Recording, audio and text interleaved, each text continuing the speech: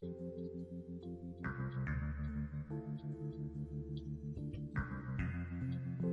first news story this week.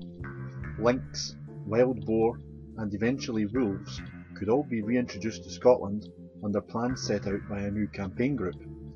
Rewilding Britain has been established with the goal of restoring several key species which were hunted to extinction.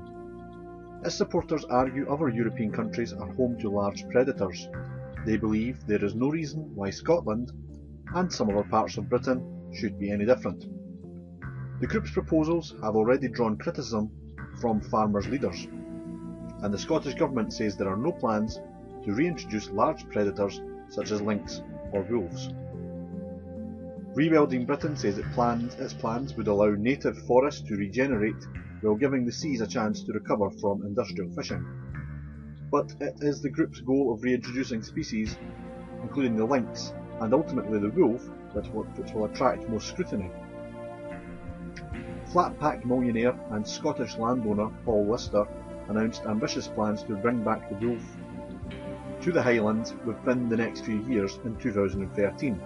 Last year, the John Muir Trust said there was no ecological reason why wolves could not be reintroduced to Scotland, and that resistance to it was based on centuries of demonisation.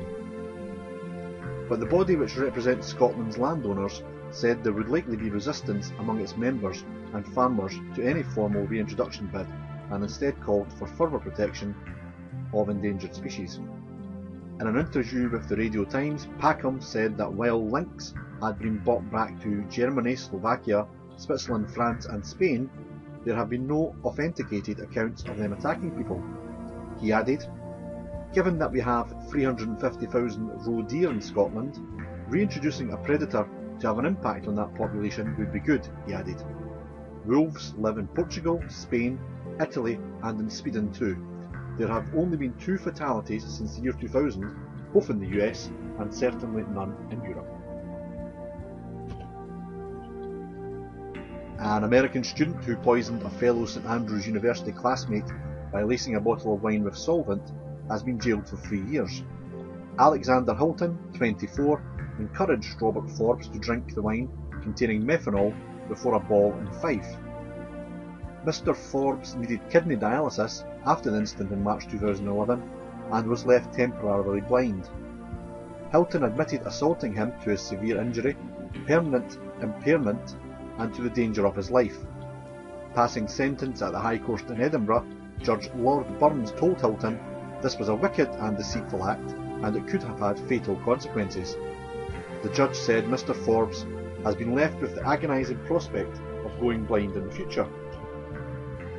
A ball was organised for students living in the new halls of residence on Saturday the 5th of March 2011, and Mr Forbes began the evening having drinks with his friends in his room. Hilton arrived with 2 bottles of wine and handed one to him, telling him it was a gift. Mr Forbes noticed the seal on the screw top was broken, but took 2 large gulps and found it had a bitter taste, commenting to friends how foul-tasting it was. He started feeling sick and fell asleep on the bus to the function, which he said he had only a hazy recollection of. Mr Forbes woke on the Sunday evening with a severe headache, joint pain and blurred vision, and 2 days later could barely see. He was admitted to Ninewells Hospital in Dundee on the 8th of March, where tests showed he was suffering from the effects of methanol poisoning. The court heard how the victim was given whiskey as part of his treatment in hospital to help counter the effects of the toxin. Loch Ness Monster most likely large catfish. For 24 years Mr Feltham, a Loch Ness Monster hunter, has assiduously watched the waters of Loch Ness, convinced that it holds a family of prehistoric monsters. But now Steve Feltham, who is recognised by the Guinness Book of Records for the longest continuous monster hunting vigil of the Loch, believes Nessie is no plesiosaur, but a giant catfish first introduced by Victorians. Further later we read, but Mr Feltham, 52, said he was now convinced that Nessie was a Wells catfish, a giant fearsome fish that can grow as long as 13 foot and up to 62 stone. And it's a Wells catfish we see in the picture here. It is known they were introduced into English lakes by the Victorians for sport. They are very long lived and it is entirely possible they were introduced by Victorians to the loch, which would explain why the main sightings of Nessie really started in the 1930s, just as the animals were reaching maturity, said Mr. Felton, who gave up his girlfriend and home in Dorset to hunt for Nessie.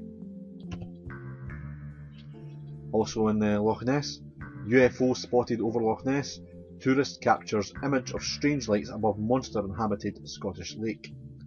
As if having a monster on the doorstep wasn't enough, a tourist visiting Loch Ness claims he has photographic evidence of 2 UFOs flying over the famous lake.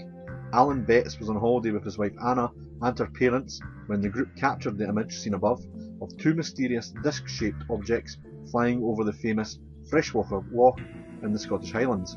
The picture was taken by Anna's mum, Tatiana, but it wasn't until Alan and his wife returned to their home in York and started looking through their holiday snaps that the bewildered couple discovered the strange white shapes hovering over the loch. Is this the ghost of a lonely dowager blamed for Manor House's dog suicide bridge, where up to 100 pets have jumped to their death? Between 50 to 100 dogs are believed to have jumped from the bridge. 19th century estate in Dumbartonshire, Scotland, said to be haunted. Picture believed to show Lady Overton, who was left grief-stricken after death of her husband. Visitors claim to have experienced strange phenomenon on the bridge.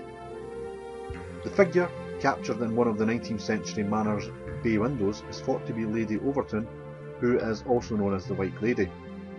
She is believed to be behind the strange canine goings-on at the bridge. Her husband, Baron Overton, was a billionaire, and some believe they dabbled in alchemy. When Baron Overton, who built the bridge, died in 1908, she, Lady Overton, was said to have wandered the bridge grief-stricken for years, said Paul Owen, 51, who has written a book on the mystery. It is thought by some to be her presence that lingers in this location. Mr. Owen, who is a religious and philosophy teacher in Glasgow, said that people who have been on the bridge have described going from being happy one minute to sinking into deep depression the next. It was also where Kevin Moy, a local man, threw his baby son to his death in 1994. He later tried to kill himself at the same spot. He was found to be mentally ill, but I know a lot of local people believe the bridge has some mystic powers. On a lighter note, it's a lobster pot of gold, extremely rare crustacean, is caught by fishermen of Scotland. It was found by a fisherman off the coast of Scotland near Dunbar this week. Chances of finding a golden lobster are thought to be just 1 in 5 million. Another lobster thought to be 10 times as rare was also caught this week. The lobster found in the US has an amazing black and red two-toned shell. Interesting though that the lobster is found in Scotland. I've read before that the main reason that the Romans were interested in conquering Scotland, or what became Scotland 2,000 years ago, was for the seafood. On a very light note, farmer uses blow-up sex doll as a scarecrow after feeling let down by traditional methods. David Gray wanted something that looked like a real person, so he ordered the risque doll and drove her to the field on the back of his quad bike. That seems really unrealistic, but never mind, that's what the paper reports here. David explained that he was fed up with wild deer coming into Glenhead Farm in Banton, near Kilsyth, North Lanarkshire, and destroying the crops. He wanted something that looked more like a real person to keep them away, so he ordered the risque doll on Amazon and drove her to the field on the back of his quad bike last week. As well as guarding the site, the doll, who is yet to be named, has caused a bit of a stir with locals in the village, unfortunately the record. David said, "The reaction from people around here has been great. We've had loads of people stopping to look at her when they are going past."